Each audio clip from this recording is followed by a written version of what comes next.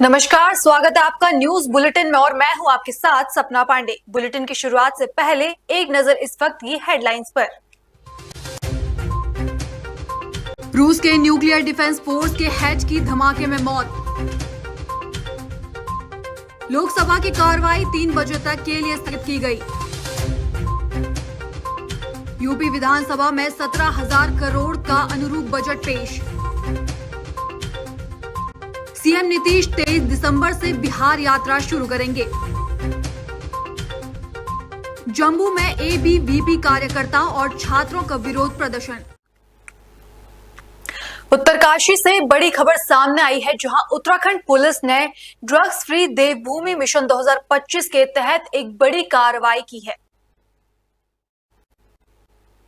16 दिसंबर से प्रदेश भर में अवैध नशा तस्करों के खिलाफ कड़ी कार्रवाई और आमजन को नशे के प्रति जागरूक करने के उद्देश्य से चलाए जा रहे नशा मुक्त अभियान के तहत थाना पुरोला पुलिस और एसओजी की संयुक्त टीम ने पुरोला मोड़ी रोड पर छाड़ा गांव जाने वाले मार्ग के पास एक युवक कपिल राणा को 1 किलो 248 ग्राम अवैध चरम के साथ बरामद किया। पुलिस के अनुसार युवक कपिल राणा चरस को खुद तैयार कर मुनाफे के लिए देहरादून में बेचने की योजना बना रहा था। चरस की बरामदगी और गिरफ्तारी के आधार पर थाना पुरोला में आरोपी के खिलाफ एनडीपीएस एक्ट के तहत मुकदमा दर्ज किया गया है। पुलिस ने इस कार्रवाई को बड़ी सफलता मानते हुए टीम को 2500 रुपए का पुरस्कार प्रदान किया है। एसपी उत्तरकाशी ने चरस बरामदगी करने वाली टीम की सराहना करते हुए उन्हें सम्मानित किया और नशे के खिलाफ चलाए जा रहे अभियान की सफलता को महत्वपूर्ण कदम बताया। जी हाँ, माननीय मुख्यमंत्री जी के विजन ड्रग्स फ्री देवभूमि मिशन 2025 के अंतर्गत उत्तराखंड पुलिस द्वारा 16 दिसंबर से देश भर में 1 माह का नशा मुक्ति अभियान चलाया जा रहा है, जिसमें एक और पुलिस द्वारा व्यापक स्तर पर जन जागरूकता कार्यक्रम आयोजित कर समाज को नशे के कुप्रभावों के प्रति जागरूक किया जा रहा है। वहीं दूसरी ओर नशे के सौदागरों की धरपकड़ की जा रही है। अभियान के दौरान 16/12/2000 को थाना पुरोला व एसओजी की टीम द्वारा कपिल राणा नामक युवक को 1 किलो 248 ग्राम अवैध चरस के साथ गिरफ्तार किया गया, जिसके लिए पुलिस अधीक्षक महोदय द्वारा 2500 रुपए का इनाम पुलिस टीम को दिया जा रहा है। श्रीमान पुलिस अधीक्षक महोदय के नेतृत्व में उत्तरकाशी पुलिस द्वारा अभियान के अंतर्गत नशे के काले कारोबार में लिप्त लोगों पर कार्रवाई लगातार जारी रहेगी। अभियुक्त जिसे पकड़ा गया है वो कहां से चरस लेके आया था और कहां लेके जा रहा है, ये भी तहकीकात में इसकी भी तहकीकात की जा रही है। किसी भी स्तर पर नशे को पनपने नहीं दिया जाएगा। उत्तराखंड पुलिस ये आपको आश्वस्त करती है। पौड़ी के कोटद्वार बाजार में 15 दिसंबर 2024 को ऑपरेशन इस्माइल टीम को एक लावारिस 16 साल के लड़के की सूचना मिली, जो इधर उधर भटक रहा था। लड़के से पूछताछ में उसने अपना काल्पनिक नाम राजू और निवास तेलंगाना बताया। उसने बताया कि पढ़ाई में मन न लगने के कारण 1 महीने पहले बिना बताए दिल्ली आया और फिर कोटद्वार नौकरी की तलाश में पहुंचा। प्राप्त जानकारी के बाद वरिष्ठ पुलिस अधीक्षक सिंह ने मामले की गंभीरता को देखते हुए त्वरित कार्रवाई करने के निर्देश दिए। ऑपरेशन इस्माइल और कोटद्वार पुलिस टीम ने तुरंत कार्रवाई करते हुए लड़के के परिजनों से संपर्क किया। लड़के के पिता ने बताया कि उन्होंने अपने बेटे की बहुत खोजबीन की थी, लेकिन कोई जानकारी नहीं मिली थी और वे 3 दिन में कोटद्वार पहुंचने वाले थे। पुलिस ने बालक की काउंसलिंग कर उसे राजकीय बाल गृह रोशनाबाद हरिद्वार भेज दिया, जहां उसे उसके पिता के हवाले किया जाएगा। पुलिस की त्वरित और संवेदनशील कार्रवाई की सराहना की जा रही है।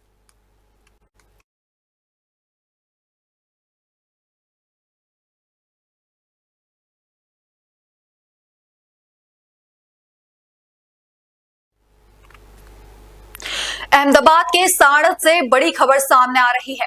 31 दिसंबर की तैयारी में शराब तस्करों के खिलाफ साड़द में मारा छापा। स्टेट मॉनिटरिंग सेल ने 38 लाख से अधिक की शराब पकड़ी। साड़द में शराब तस्कर मांगली बिश्नोई गिरफ्तार। 4 अन्य आरोपियों के खिलाफ मामला दर्ज, साणंद पुलिस को सौंपा गए आरोपी। अहमदाबाद ग्राम्य में शराब तस्करी पर स्टेट मॉनिटरिंग सेल की छापेमारी से हड़कंप। कानपुर में 18 दिसंबर को कांग्रेस पार्टी के प्रदेश व्यापी आंदोलन को लेकर पुलिस ने सख्त कदम उठाए हैं।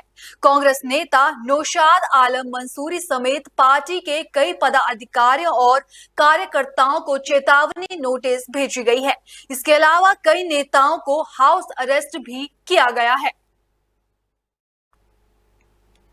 कांग्रेस पार्टी महंगाई और अन्य मुद्दों पर 18 दिसंबर को लखनऊ विधानसभा का घेराव करने की योजना बना रही थी।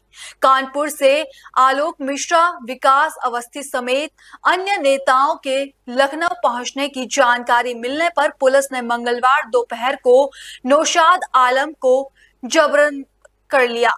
नौशाद आलम ने मीडिया से बात करते हुए कहा कि लोकतंत्र में अपनी बात रखने का अधिकार सभी को है, लेकिन भाजपा सरकार ने लोकतंत्र पर हमला किया है। उन्होंने आरोप लगाया कि उत्तर प्रदेश में कानून व्यवस्था, महंगाई और स्वास्थ्य सेवाओं जैसे मुद्दों पर कांग्रेस अपना पक्ष रखना चाह रही थी, लेकिन जिस तरह से चेतावनी नोटिस जारी की गई है वह सरकार की असली मंशा को दर्शाती है। नौशाद आलम ने यह भी कहा कि कांग्रेस कार्यकर्ता इस कार्रवाई से डरने वाले नहीं हैं और 18 दिसंबर को लखनऊ में बड़ी संख्या में पहुंचकर आंदोलन किया जाएगा। देखिए, उत्तर प्रदेश की सरकार विरोध से, आलोचनाओं से, अपनी नीतियों के खिलाफ जो मुहिम चलाने की शुरुआत हमारे माननीय प्रदेश अध्यक्ष अजय राय जी ने करी, उससे घबरा गई है, बहुत डर गई है। अजय राय जी ने कॉल करी कि विधानसभा का घेराव करना, तो एक बड़ी तादाद में कार्यकर्ता उत्साहित था कि हम अपने हक हुकूक की लड़ाई, जनता के हक हुकूक की लड़ाई को जाके विधानसभा में घेराव करेंगे, सरकार को जगाने का काम करेंगे, सोते से उठाने का काम करेंगे कि हमारी बुनियादी मुद्दे जो उत्तर प्रदेश सरकार ने जिस तरीके का प्रशासन बना रखा है, शासन कर रही है, हर तरफ दंगे, फसाद, लड़ाई झगड़ा, कानून व्यवस्था है नहीं, बेरोजगारी बढ़ती जा रही है, रोजगार पर उनकी कोई नीति नहीं है, महिलाओं का उत्पीड़न हो रहा है, और जब हम उसके खिलाफ लड़ रहे हैं तो घबरा गई, घरों में नोटिस भेज रही, नेताओं को नजरबंद किया जा रहा, पुलिस के पहरे लगा दिए गए, पार्षदों के, पूर्व विधायकों के घर के बाद सोहेल अंसारी के घर में 2 दिन पहले ही पुलिस भेज दी गई। इधर होगा, मेरी माँ आईसीयू में एडमिट है और वहां पर उसके बावजूद मैंने मना किया कि आप मत भेजिए दरोगा जी को, लेकिन उन्होंने कह दिया कि नहीं भाई, आपके साथ दरोगा जी आपको लखनऊ नहीं जाने देंगे, आप घर पे रहिए, जहां जाए मैं सूचना दीजिए, तो मेरे साथ दरोगा जी लगा दिए। इस तरीके से प्रत्येक वार्डों में इन्होंने ये काम किया। बोला कि आज जिस तरीके से कुशासन हो रहा है, जिस तरीके से आज हमारे यहाँ रोजगार का कोई साधन नहीं है, बहराइच में दंगा कराए दे रहे हैं, कैसे दंगा हो गया? आप तो जीरो टॉलरेंस की नीति की बात करते थे, कैसे दंगा हो गया? बहराइच में हुआ, संभल में हुआ, रोज मंदिर और मस्जिद के अलावा कोई काम नहीं है इनके पास, जहां लोगों को रोटी चाहिए पेट भरने के लिए, मजदूर को रोजगार चाहिए, मजदूरी चाहिए, समय से पहले मजदूरी चाहिए, गन्ना किसान, खेत का जो और किसान है उनको अपना मूल्य चाहिए, उन सबको अनदेखा करके हिंदू मुस्लिम झगड़े फसाद, लोग त्राहिमाम कर रहे हैं। उत्तर प्रदेश में लोग परेशान हैं, अंदर से मन व्यथित है, लोगों को उलझा दिया गया, मन की शांति को छीन लिया गया है, लोगों में भय पैदा कर दिया गया है। तो इसके विरोध में कांग्रेस पार्टी संघर्ष विधानसभा का घेराव कर रही है। तो कल जाना है सबको, तो चाहते हैं कि कानपुर से कोई कांग्रेस कार्यकर्ता जा ना पाए। उत्तरकाशी के भटवाड़ी में विकास के बड़े दावे किए जाते हैं, हालांकि हकीकत कुछ और ही है। भटवाड़ी तहसील का भवन 2010 की आपदा में बुरी तरह प्रभावित हुआ था, जिसके बाद एनटीपीसी के टीन शेड में कार्यालय शिफ्ट कर दिया गया। आज यह भवन जर्जर हालत में है और 14 साल बाद भी नया भवन नहीं बन पाया है।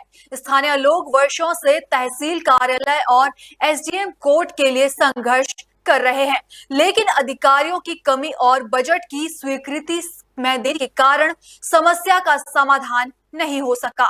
यहाँ के लोग जनपद मुख्यालय के चक्कर काटने को मजबूर हैं और एसडीएम के न होने से कर्मचारी भी नहीं आते। वहीं ब्लॉक प्रमुख के अनुसार फाइल वित्तीय स्वीकृति के लिए सचिवालय में पड़ी है, लेकिन 14 सालों से कोई प्रगति नहीं हुई। आने वाले समय में बर्फबारी के कारण यदि किसी को सरकारी दस्तावेजों की जरूरत पड़ी तो जिला मुख्यालय तक पहुंचने में उन्हें कठिनाई का सामना करना पड़ेगा। आज ये जो तहसील भवन है, यहाँ पर आज मैं यहाँ पर आया हूँ क्योंकि ये जो ब्लॉक है भटवाड़ी ब्लॉक, ये चाइना बॉर्डर से सीमांत ब्लॉक है, चाइना बॉर्डर से लगा हुआ ब्लॉक है। और यहाँ पर जो ये तहसील का जो भवन है ये इतनी जर्जर हालत में है कि यहाँ पर लोग किस तरह से अपना दिन निकाल रहे हैं। और यहाँ पर जो है जो यहाँ के जो क्षेत्रीय लोग हैं इनको जो है कम से कम 35-40 किलोमीटर जो है दूर जाना पड़ता है अपना कार्य करने के लिए। और अब यहाँ पर कुछ दिन बाद यहाँ पर बर्फ पड़ती है और बर्फ में लगभग 2 महीना यहाँ पर बर्फ रहती है। तो ऐसे बर्फ की हालत में यहाँ के लोग अपने तहसील का काम करवाने 30-40 किलोमीटर दूर जाएगा जोखिम उठा करके। तो ये मुख्यमंत्री जी की घोषणा के अनुसार जो है यहाँ पर तहसील भवन उन्होंने घोषणा की थी, लेकिन अभी तक जो है इस पे कोई कार्य नहीं हुआ है। तो यहाँ पर जितने भी हमारे जो सीमांत ब्लॉक में ग्राम पंचायतों के प्रधान हैं, सब लोग जो है यहाँ पर शिकायत कर रहे हैं कि हमारा जो यहाँ पर तहसील है वो क्यों नहीं बन पा रहा है। तो मैं निवेदन करता हूँ कि यहाँ पर जल्द से जल्द इस सीमांत ब्लॉक में तहसील निर्माण करें। यहाँ पर जो एनटीपीसी जो भवन है उसमें ये तहसील है और वो भी एनटीपीसी का जो भवन है भी जर्जर हालत में है, क्योंकि 2010 की आपदा में यहाँ पर आपदा आई थी और उसमें जो है ये सारे भवन जो है जर्जर हुए थे। धन्यवाद। 10 में जब भटवाड़ी ब्लॉक में के जो मुख्यालय है भटवाड़ी में, वहाँ जब आपदा आई थी तो आपदा आने के बाद वहाँ का जो भटवाड़ी का मुख्यालय है वो लैंडस्लाइड बहुत ज़्यादा हो रहा था और वहाँ कई भवनों में दरारें आई, कई भवन नदी में समा गए। और स्थितियाँ ऐसी हैं कि आज भी चाहे वहाँ का तहसील भवन हो, चाहे ब्लॉक का भवन हो, तहसील भवन की अगर मैं विशेषतर बात करूं तो वह बहुत जर्जर स्थिति में वहां पर है। वहां पर तहसील में जो भटवाड़ी ब्लॉक के एसडीएम साहब हैं वो वहां पर नहीं बैठते हैं, वो जिले के मुख्यालय में बैठ रहे हैं, वहां तहसीलदार नहीं बैठते हैं। ये स्थितियां हैं कि उत्तरकाशी जनपद का सबसे सीमांत जो एरिया है वो भटवाड़ी ब्लॉक है और बॉर्डर से लगा हुआ एरिया है। ऐसे में अधिकारियों का मुख्यालय में बैठना और भटवाड़ी क्षेत्र को, जो भटवाड़ी का ऊपरी क्षेत्र है, उसको कहीं ना कहीं उसको इग्नोर करना ये गलत बात है। और 2010 से और अभी तक में सरकार का बिल्कुल भी, क्योंकि ये डबल इंजन की सरकार है और इस इंजन का अभी तक भी भटवाड़ी की तरफ कोई ध्यान नहीं गया है। ये बहुत बड़ा चिंतनीय विषय है, बहुत बड़ा सोचने का विषय है कि आज की डेट में भी वो जो तहसील भवन हो वैसी की वैसी स्थिति में वहाँ के लोग बहुत डरे हुए और सहमे हुए रहते हैं।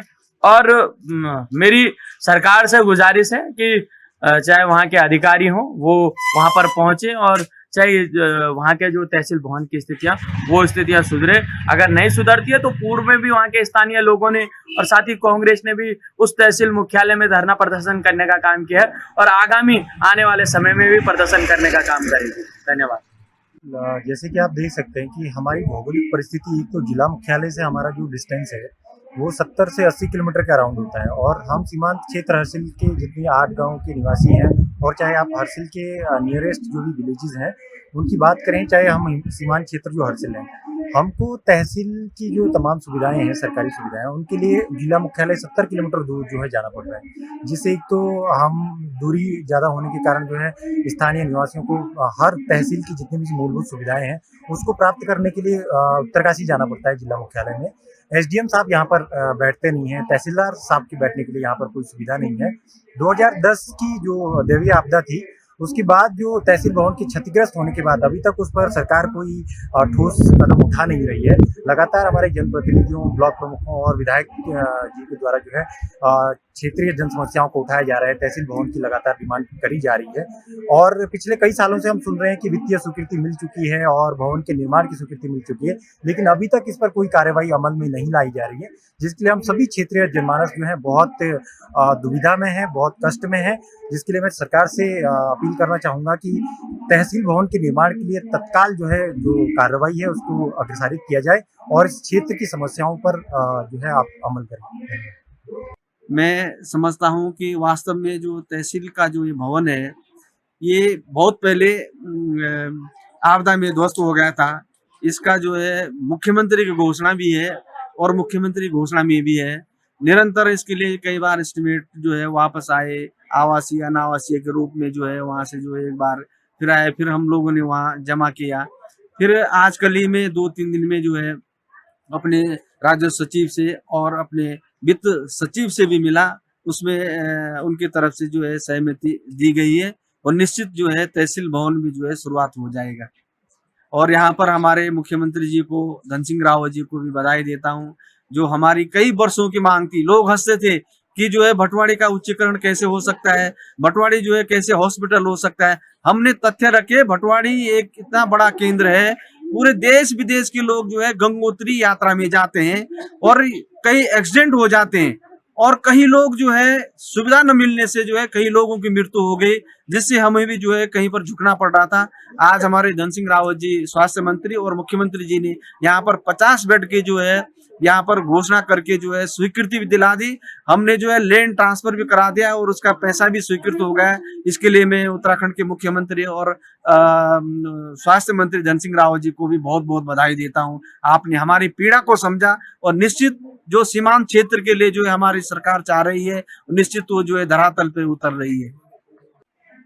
जो क्योंकि उसमें पूरा आधा पैसा तो आ गए थे और मैं भी माननीय मुख्यमंत्री जी से भी मिली और अपने जो हमारे ग्राम मंत्री जी उनसे भी मिली है, और क्योंकि उन्होंने कहा कि जो फाइल हमारी थोड़ा फाइल अटकी हुई है, क्योंकि मुझे आशा नहीं पूर्ण विश्वास है कि वो हो जाएगी।